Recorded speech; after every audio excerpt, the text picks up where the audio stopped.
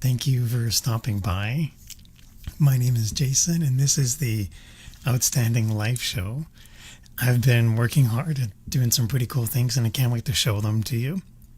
If you would like to join in on the fun, I've set it up so you can get today's show notes. All you have to do is type notes in the comments below, or if you're watching on YouTube, you can go ahead and just type, you have to go to a browser. It's outstanding.video/notes.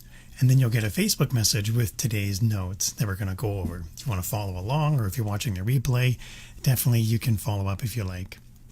Now, so today's topic we're jumping into is something that's very important to me. We're doing themes. And so for this month, we're going over everything related to step 1. We have 12 months in a calendar, and we also have 12 steps. So today we're going to jump into step 1, and we're going to have a topic about something that's really important to me, and it kind of hits home, and it talks about slippery places. Now, what do I mean by slippery places? So slippery places can mean any number of things. In the recovery world, it dips into people, places, and things. So what do I mean by that? I mean that, I'm thankful that I have my higher power, but I'm also thankful for the strength of staying away from slippery places. In yesterday's tidbit that we went over, we talked about, I made a list of all the substances I had consumed, all the alcohol I had drank, and once I put it into context, I was able to identify that there were certain situations I would put myself in, or I would find myself in. And in those situations, in those circumstances, it would lead up to things. So I could see the event, the train wreck, happening long before the train wreck actually took place. And that setup would be the slippery places. So if I did these actions in this sequence, these events would unfold. And the hyper-intelligent, addictive mind, the alcoholic brain, we call it, I could artificially construct these situations to take place passively, without effort. And it was crazy the amount of work that I would put into it. So when it comes to slippery places, being able to identify what they are, you don't look at it when you're in the middle of it. I didn't see it. I didn't see the patterns when I was in the heat of my addiction. But what I did notice is when I put it on paper, when I made it real, when I took my step 1 and I committed to filling out this little notebook, and when I made that list and I saw the impact on my family, I looked at everything in between, and that's what made it real. That's what hit home. That's what took it to the next level. And once I started to pinpoint all the different ways I would poison myself through, not just with alcohol and substances, but also by deliberately putting myself into slippery situations, by deliberately putting myself in harm's way. I would associate myself with unsavory characters. I would put myself into places that I wouldn't normally want to be in. But in today's show notes, I've got an example about if you hang out at the barber shop, you're eventually going to get a haircut.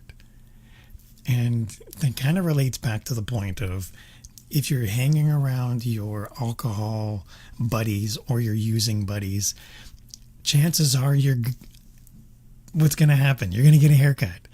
So one of the hardest things I had to do was, one, yes, take a minute and celebrate that I'm not living that life. And the kind of person that's watching this show also celebrates living an outstanding life.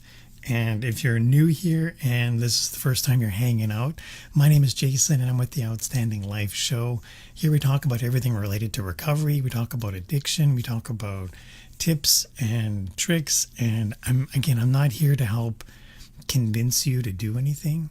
This is mainly meant to be a tool to be added to your toolkit for those that have already made the decision that this is what they want. So again, if you're new here and you want to say hi, let me know in the comments. I'm going to go check out the comments in just a minute. But if you want to get today's show notes I referred to earlier, go ahead and type notes in the comments. Or If you're watching on YouTube, go ahead and type outstanding.video/notes, and we'll have them sent to you by Facebook Messenger. Okay, so jumping back into the barbershop example, if I hang around my buddies and they're not living that outstanding life, if I have a community that's not supportive, chances are I'm going to fall back into those slippery, risky situations. So making the decision to separate myself from those people, places, and things. And what do I mean by people? We kind of talked about that already, about people that are of the unsavory nature, people that are not supportive of the outstanding life. And what I mean by places, I gave the example of the barbershop. So if I'm hanging around bars, I'm probably not going to be sober. If I hang around nightclubs or going to, I don't know, raves, or I'm probably going to get drunk. So separating myself from those places, by removing that, it took me a long time to even develop the courage to want to go back into a bar. I think my first event was after a year of sobriety. I ended up, there was a holiday event, a Christmas party at work, and I was with a bunch of friends, and when I wanted to go out and celebrate with my friends, I wanted to be there with them. I made sure that I was surrounded by people who were clearly aware of my situation, who were clearly, I was transparent with, I was honest. They had known about my journey up to this point, and I made sure that I was in a safe place with safe people. Yes, there was alcohol around, but I didn't have that urge to want to partake in. I didn't have that desire to want to make those decisions. But it took me a year of building up that stamina before I was willing to entertain dipping my toe in the pond, for lack of a better word. So getting that supportive community can be huge. Getting that right, I almost want to say the purge, where separating myself from those people, places, and things. And what do I mean by things? So I didn't have alcohol readily available in the house. I made sure that I made it such an inconvenience that there was no way I was going to have it.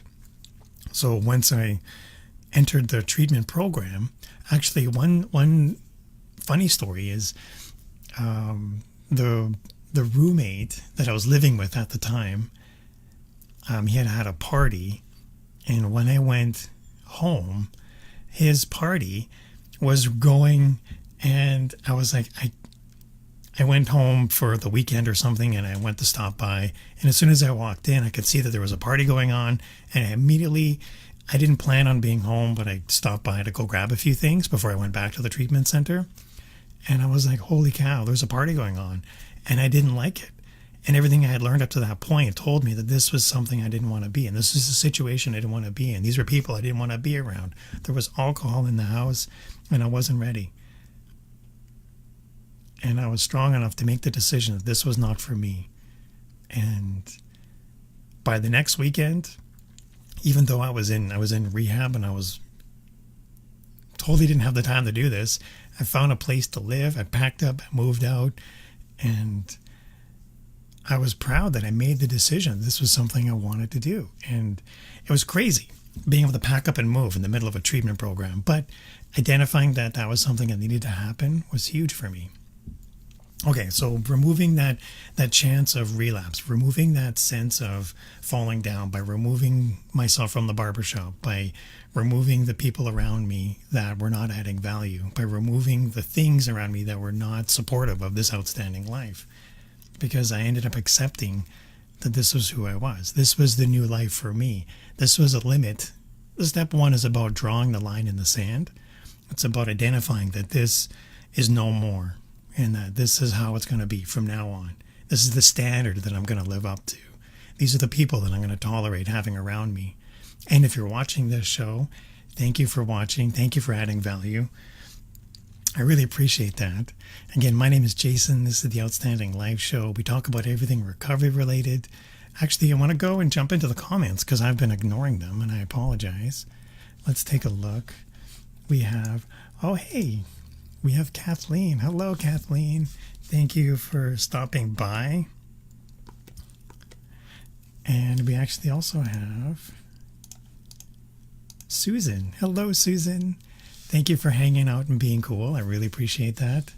I see that you guys are reaching out to go and check out the notes function. Let me know if you get the notes or if you like them, if they show up. It took me a while to figure out how to do this. But we don't just have just recovery stuff. We actually have other things where I want to make it real. I want to make it a thankful. So I've got a gratitude of the day, and I've also got an action of the day. So circling back to the gratitude of the day, I am thankful for true acceptance, that I stay away from slippery places. And I'm going to protect my gifts because I've been given gifts from my higher power. And that took me a long time to kind of appreciate, to develop that sense of stability, of that foundation. Once I was done with the purge of removing those people, places, and things, that gave me the clear mindset as to, well, who do I want to surround myself with? Who do I want to add value? Okay, so then circling back to the action of the day, today I'm going to list the people, places, and things that don't serve me. If you're not adding value, I don't have you in my life. So if you're watching this show, thank you for adding value to my life. I'm open and transparent with my recovery process and my journey, and I share this openly.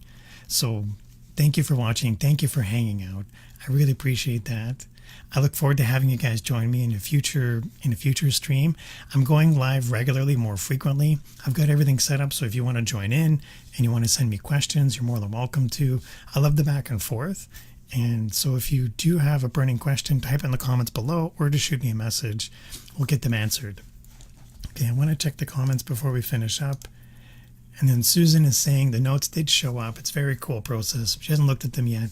No worries, Susan. Whenever you get a chance, go check them out. Let me know what your thoughts are. I've taken the notes themselves and I've been able to compound them so they're easier to digest.